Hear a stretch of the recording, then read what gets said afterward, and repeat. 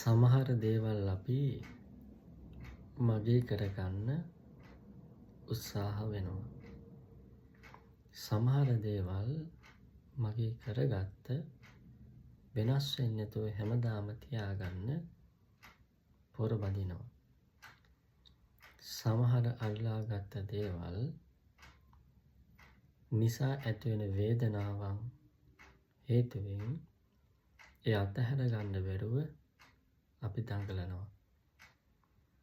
යම් මොහොතකදී අපිට වැටහුණොත් ඒ සියල්ලම අතහැරුණු දේවල් බවත් මනසින් පමණක් අල්ලාගෙන බැඳුණු දේවල් බවත් අපි ලොකු අවබෝධයකටපත් වෙනවා. ගොඩාක් ප්‍රශ්න විසඳෙනවා.